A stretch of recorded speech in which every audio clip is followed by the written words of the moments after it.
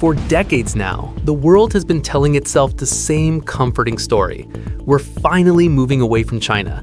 Headlines boast about companies reshoring production, diversifying supply chains, and ending dependence on Chinese factories. Politicians proudly declare that Made in China is on the way out. Economic experts nod sagely, offering predictions of a post-China era where other countries will take over the mantle of manufacturing supremacy. Yet, if you stroll through any electronics store, open a random package, or peek at the labels on everyday goods, one thing becomes painfully obvious. The story isn't matching reality. Smartphones? Made in China. Laptops? Made in China. Shoes, kitchen appliances, toys, and even office supplies? Made in China. In fact, even products labeled Made in Vietnam or Made in India often rely heavily on components from China. So why does this happen? Why, despite all the talk, all the tariffs, and all the supposed decoupling efforts, is China still at the center of global production? The answer is uncomfortable and ironic. The world cannot break away from China because China's industrial and economic system is far too embedded, far too efficient, and far too large to replace overnight. This is not about cheap labor, political slogans, or even bad corporate habits. It's about decades of infrastructure, expertise, and networks that no country can replicate instantly. Consider this. The very countries that shout the loudest about leaving China are often the ones most dependent on it. Their companies still source critical components from Chinese suppliers, and their consumers still buy products that rely on Chinese factories. This isn't a story about politics. It's a story about structural dependence. China isn't just a factory. It's the backbone of modern global manufacturing, and no one can easily unplug it. Let us take a look at why the world still deeply depends on China. China has built the world's most complete supply chain. What really sets China apart isn't just its factories, it's the entire industrial ecosystem it has created. Most countries might excel at producing one or two components efficiently, but China has managed to integrate everything under one roof, or at least within a short drive. Take Shenzhen, for example. 40 years ago, it was a sleepy fishing town. Today, it's the beating heart of global electronics manufacturing. In Shenzhen, you can design a new smartphone, source all the components, assemble millions of units, package them, and ship them worldwide, often within a matter of weeks. Need precision screws? Hundreds of suppliers nearby. Need custom circuit boards? They're ready overnight. Need a prototype tested, redesigned, and shipped to international markets by morning? Done. This level of integration is not a coincidence. It's the result of decades of planning, investment, and sheer labor. The Made in China label isn't just cheap assembly, it's an entire civilization of manufacturing. Apple, Tesla, Samsung, and countless other global brands rely on this ecosystem for their scale and speed. Even products made elsewhere still depend on China. A phone assembled in Vietnam might carry the Made in Vietnam label, but the processors, screens, and even many tiny components come from Chinese suppliers. In reality, Made in China is hardwired into almost every global supply chain, whether companies want to admit it or not. Scale and speed are China's brutal advantage. China's manufacturing ecosystem is impressive, but its scale and speed are what make it nearly impossible to replace.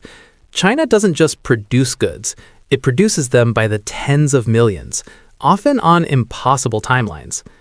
Imagine a company launching a new smartphone that needs 5 million units in 3 months. Few countries can manage this without significant delays or quality issues. China does it routinely. Entire industrial cities exist solely to produce goods at scale. Ports operate 24/7. Logistics hubs are optimized, and highways and rail lines are designed to keep goods moving without pause. Compare this with alternatives. Vietnam has a smaller workforce and less infrastructure. India has a massive population but suffers from inconsistent electricity and complex bureaucracies. Mexico is geographically close to the US but lacks the integrated supplier networks China offers. Even Germany, known for engineering excellence, cannot match China's cost, speed, and flexibility for mass-market consumer goods. This is why companies that claim to diversify often end up still relying on China. The products may no longer carry the label Made in China, but components, machinery, and raw materials continue to flow from Chinese suppliers. Scale and speed aren't just advantages, they are structural realities embedded into the global economy. Skilled labor and knowledge that can't be copied. Another misconception that refuses to die is that China's advantage is cheap labor.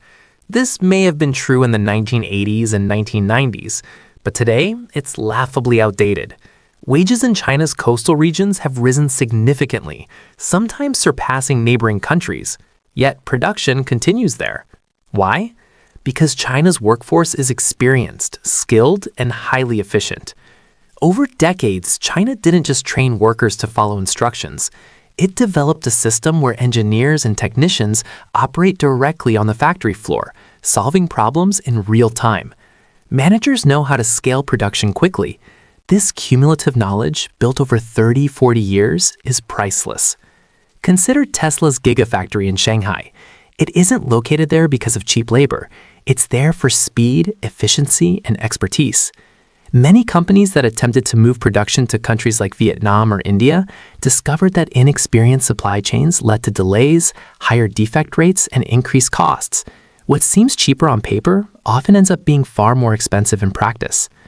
China's industrial knowledge is also sticky.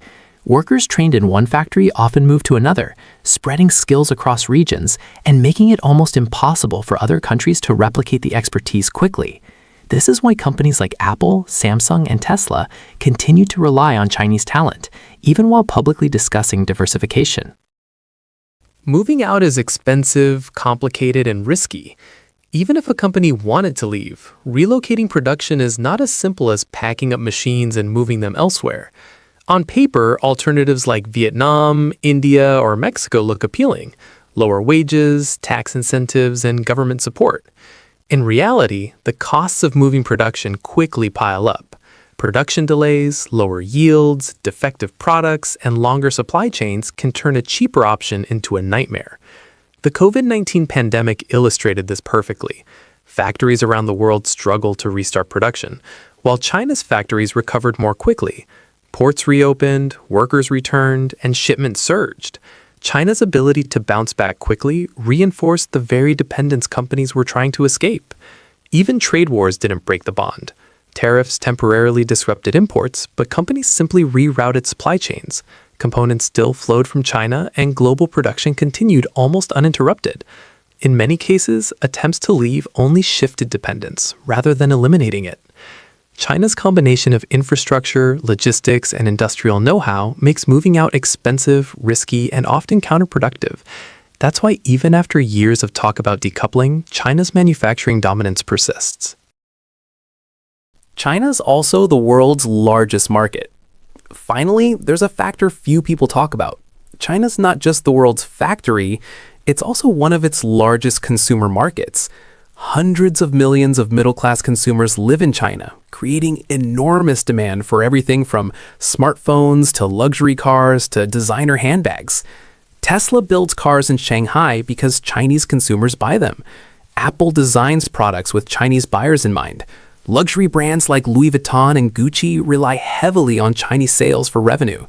Even if production could be moved elsewhere, leaving China often means losing access to a massive, fast-growing market. China's market power reinforces its production power. Breaking away isn't just a manufacturing choice. The irony we can't ignore. Here's the uncomfortable truth. The countries and companies that criticize China the loudest are often the ones most dependent on it. They expand production there quietly, while publicly discussing decoupling. Headlines proclaiming the end of Made in China appear every year. Yet China's share of global manufacturing remains enormous. Not because the world is stupid, not because alternatives don't exist, but because breaking away from China is not a slogan. It's a structural transformation that requires decades of planning, investment, and skilled labor. Until such a transformation happens, the world will continue to rely on China, whether it wants to admit it or not. Next time you hear someone confidently declare that the world is done with China, just smile and check the nearest product label. Chances are, the story hasn't changed as much as anyone wants to believe. So, what do you think? Do you agree that the world still can't break away from Made in China? Share your thoughts and let us know what you think by leaving your comments below. If you like what you watched, hit the like button, and don't forget to subscribe to our channel for more interesting videos.